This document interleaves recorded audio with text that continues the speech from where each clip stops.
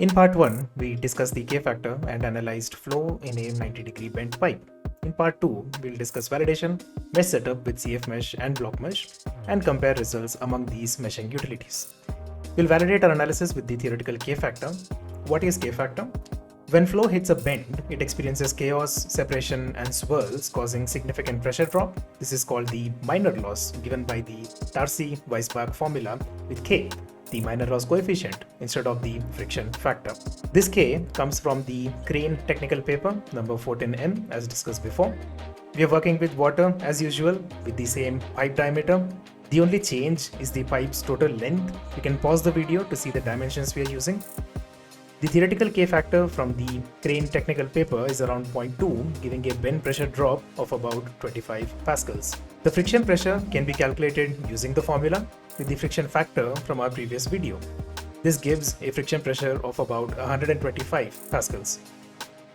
We need to validate the K-factor from CFD with the Crane technical paper's K-factor. So without further ado, let's continue with the CFD part.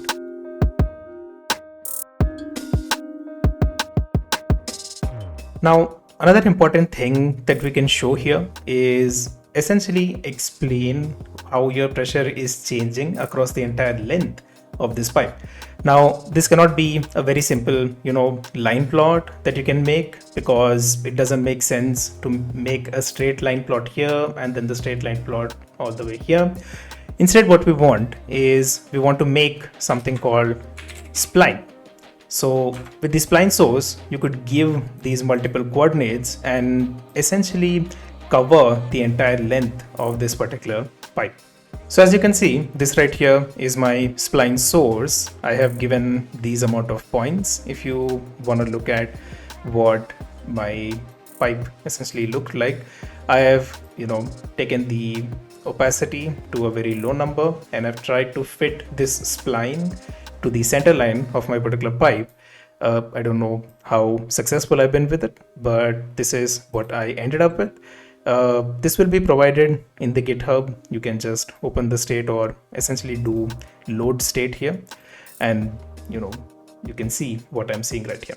Now, coming back to what these two mean, this is resample with dataset.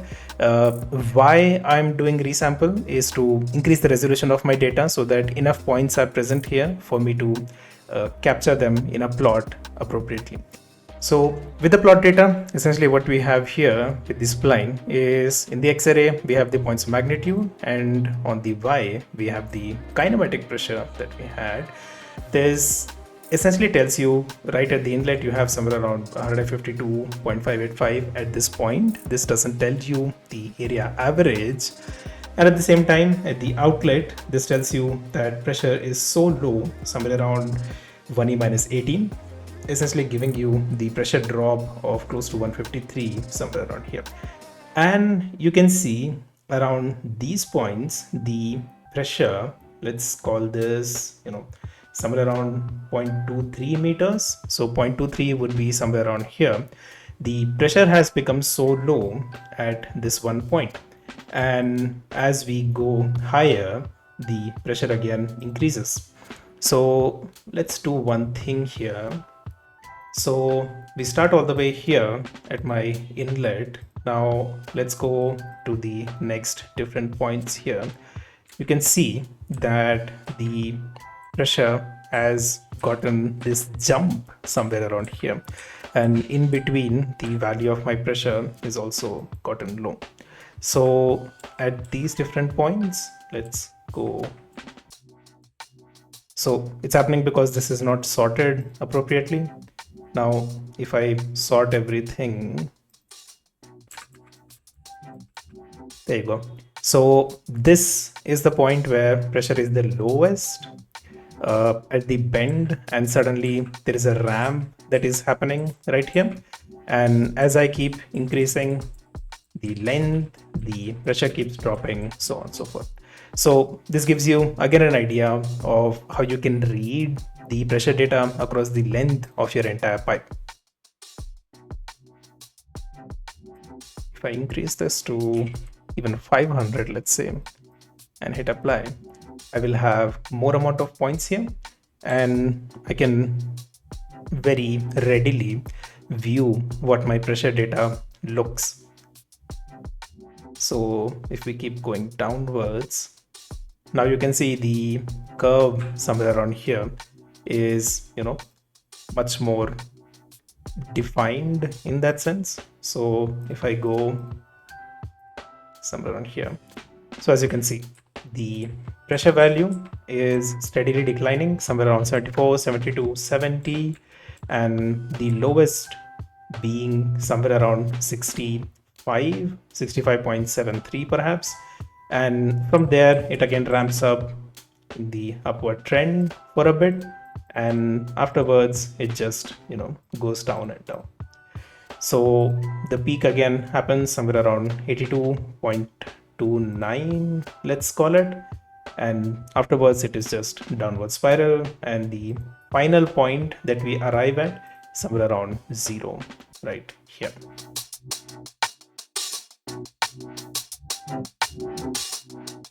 So now this case works, right?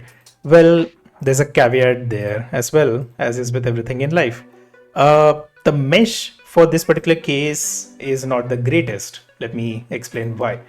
The layers that we had made somewhere on the inlet do not follow through around the bend. Let me just do the crinkle clip here and you will understand. The layering that we really wanted near the wall is not really followed through around the bend here. Even after that, the results that we got are agreeable enough, let's say, and even then we seem to have gotten around to closer to the theoretical value. Now I would like to run an experiment here and use different type of meshing utilities that come with OpenFOAM. I would like to use blockMesh and I would like to use the cfMesh. Now for blockMesh, I tried something new. I wanted to test out the newly released OpenFOAM 13. There is a very peculiar utility that is present in there. At the same time, I also wanted to make use of cfMesh because it's extremely simple to use cfMesh. So let's take a look at what both of those also look like. So starting with the cfMesh, one of the first things that I would, start with is cfMesh is officially present only in OpenFOAM 2.1.12 and no other version after that has gotten it natively. Now, if you want to install it, you could build it for the openfoam.com versions. And one of the best things about OpenFOAM in the both sort of branches of OpenFOAM is that you can make mesh in one of the branches and use it for the other branch as well, because essence of how OpenFOAM creates the mesh doesn't really change. So the way I did it is I made the mesh in OpenFOAM 2.1.12 and then ran this using OpenFOAM 12. So let's take a look at the mesh dict file. Now, again, remember with cfMesh, you don't really require any other file. You don't need blockMesh, you don't need mesh quality, snappy, surface features, nothing.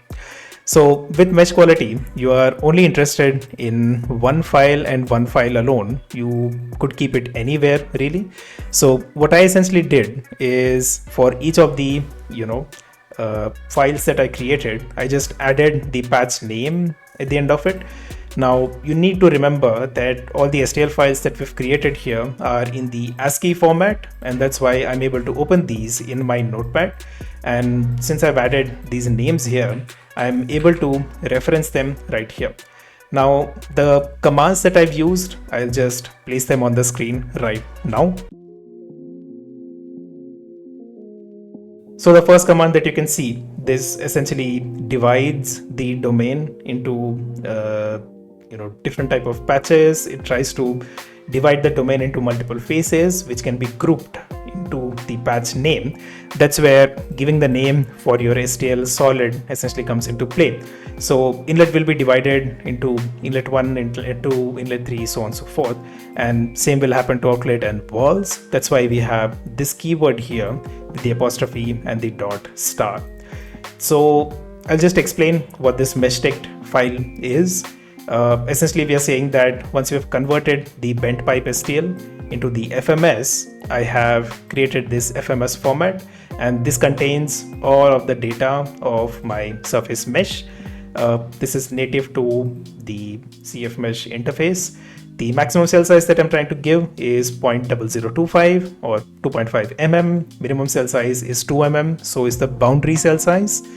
There is no object refinement or local refinement that I'm providing at this point. I'm just giving boundary layers around the walls.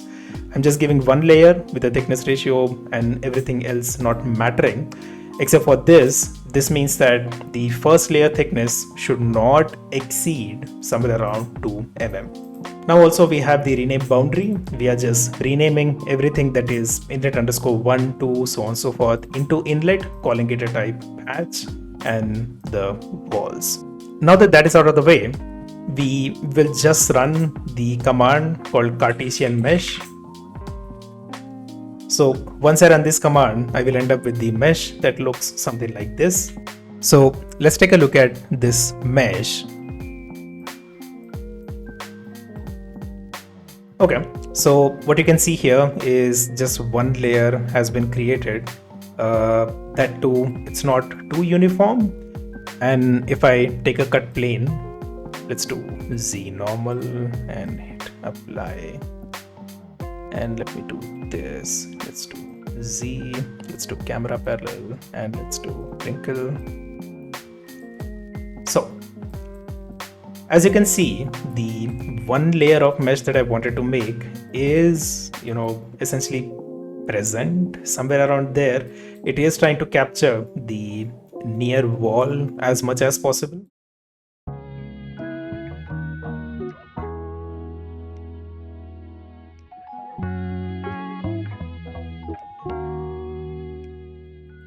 So right at the inlet, I can see in my data, the pressure value is somewhere around 152 and 154.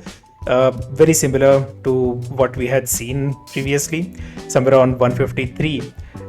Even after that, let's say just the one layer of mesh, the pressure drop essentially still looks the same as what our snappy hex mesh did in that instance. So this is not the best way to go about it, but this is the case that worked.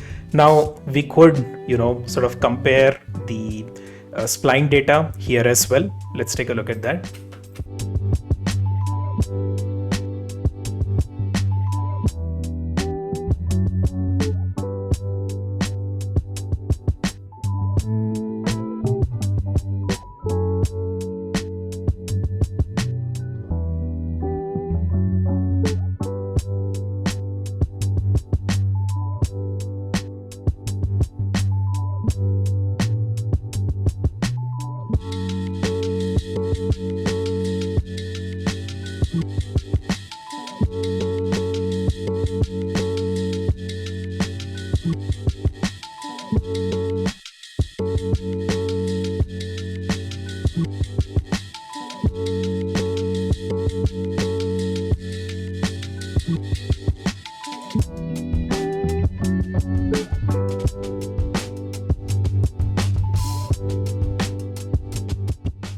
So this seems to be a lot harsher in terms of, capturing the data.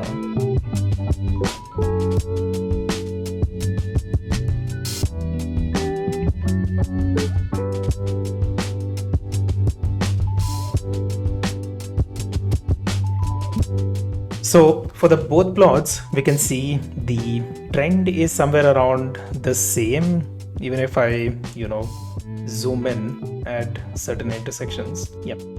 So in a sense, the cfMesh is giving me a bit more of the higher data somewhere around there, and also cfMesh perhaps, underperforms there. Now let me just go back and increase the resolution to 500 here, hit apply. So even here we can see that difference between snappy and cfMesh is right there, but towards the end both of them just give you the same type of data. So this is a good way for you to understand what really is happening inside your domain for different types of meshes. What is the different results that you are essentially getting.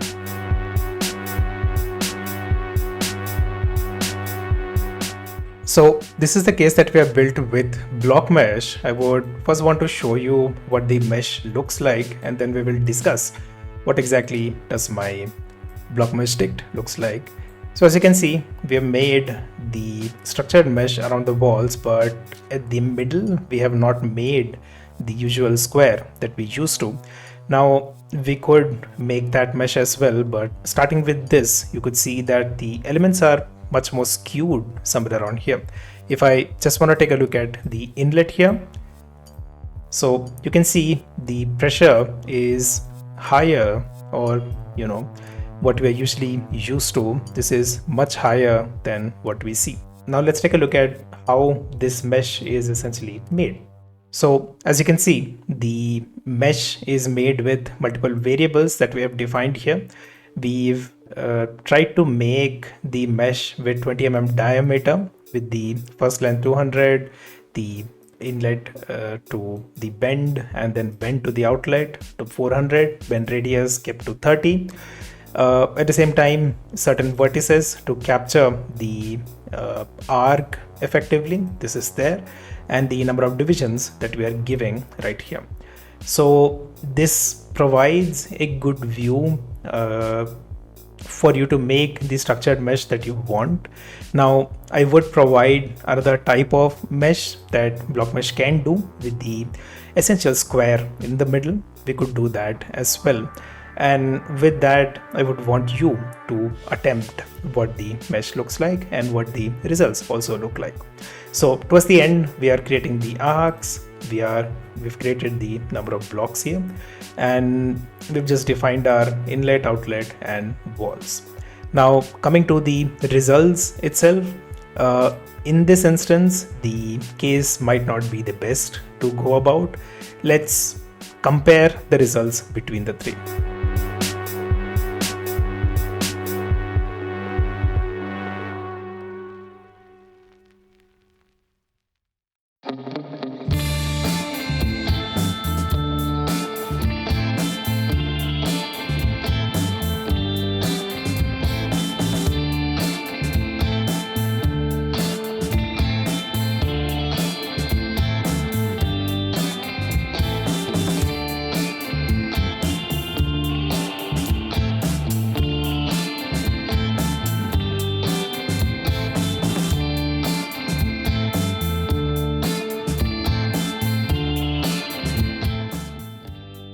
So as you can see, blockMesh is really over predicting, especially because of the mesh that we had made.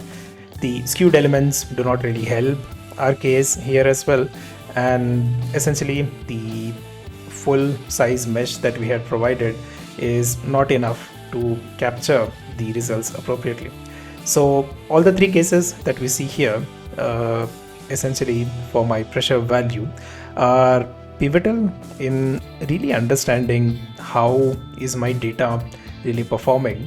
And once we compare the different types of meshes, the different kinds of meshes as well, we come to realize that the essence of CFD study is always around how well your mesh is made, how better it is able to capture the sharp changes in properties that are happening there.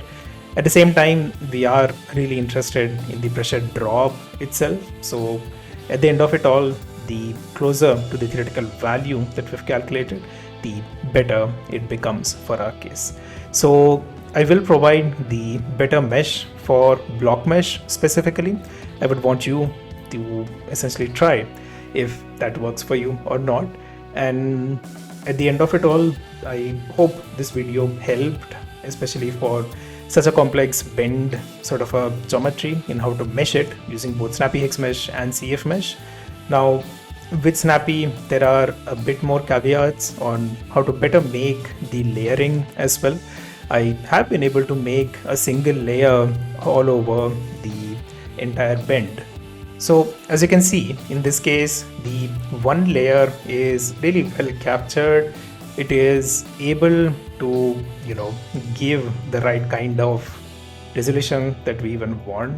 It is trying to capture the sharp gradients properly as well. Now, coming to what my mesh essentially looks like and what the value of my pressure drop is going to be. So at the inlet, the pressure drop again somewhere around 157, 159, 58 to 59. This is over predicting a little bit. And if you want to compare the same, with the previous data that we had created, we could do that and again understand how this is predicting as well.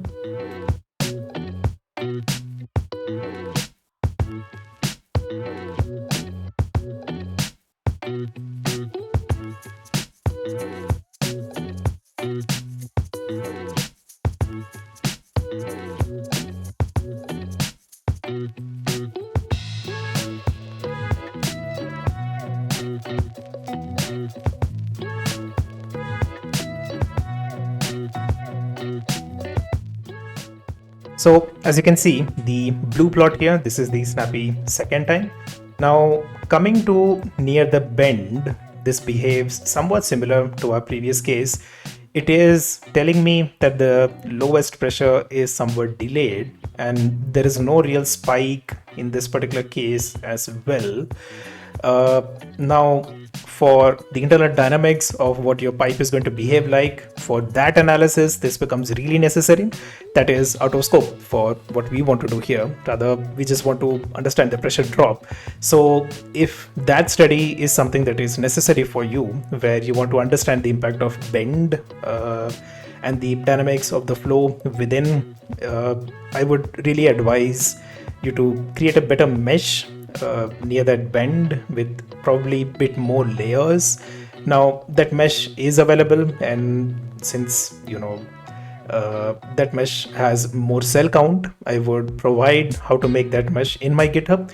You could run that case and understand the analysis, sort of make the comparison between all of these cases and really understand what's happening in terms of accuracy across all of these cases. So that's pretty much about the simulation part. Let's move on.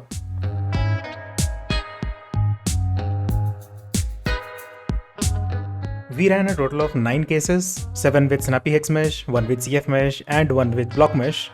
Working with cfMesh provided insights into producing appropriate layers for the study. The plot shows the variation in how each mesh captures the pressure trend across the pipe's center line. Let's analyze the results.